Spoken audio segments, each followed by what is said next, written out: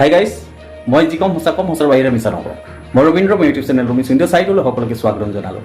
আজি মই ভিডিঅ'টো লৈ আহিছোঁ স্বৰবৰ্ণৰ ওপৰত, আৰু স্বৰবৰ্ণৰ কি আৰু কেইটা এই ভিডিঅ'টো চালে আপোনালোকে নিশ্চয়কৈ বুজিব পাৰিব। আৰু সৰু সৰু ল'ৰা ছোৱালী অৰ্থাৎ শিশুসকলে উপকৃত হ'ব ভিডিঅ'টো চালে। আৰু অভিভাৱকসকলৰো এটা দায়িত্ব আছে যেন শিশুসকলক স্বৰবৰ্ণ ব্যঞ্জনবৰ্ণ কি এইকেইটা আখৰ চিহ্ন তেওঁলোকে শিকাব লাগে। এই ভিডিঅ'টো তেওঁলোকক দেখুৱাব আৰু আপোনালোকে চাব, বহুতৰে পাজল নালাগে। আহক ভিডিঅ'টো চাওক আৰু শেষত আপোনালোকে এটা লাইক, শ্বেয়াৰ, ছাবস্ক্ৰাইব কৰিবলৈ নাপাহৰিব। ভিডিঅ'টো শেষলৈকে চাওক। আহক।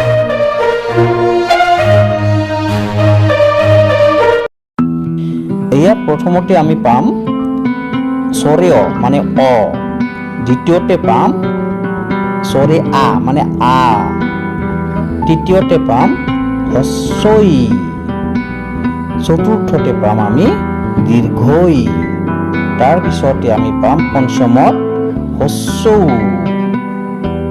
আৰু 6 নম্বৰ মানে ষষ্ঠত আমি পাম দীৰ্ঘ, আৰু সপ্তমত পাম আমি ৰি, তাৰপিছতে আমি পাম অষ্টমত এ, তাৰপিছতে পাম আমি নৱমত ঐ, তাৰপিছতে আমি পাম দশমত ঔ, তাৰপিছতে আমি পাম একাদশত মানে 11 নম্বৰত ঔ, এইটো শেষ। তাৰপিছত স্বৰবৰ্ণ অ, আ, হস্ৰ, দীৰ্ঘ, হস্ৰ, দীৰ্ঘ, ৰি, ই, ঐ, ও, ঔ, মুঠ স্বৰবৰ্ণ 11টা আমি পাই গ'লো।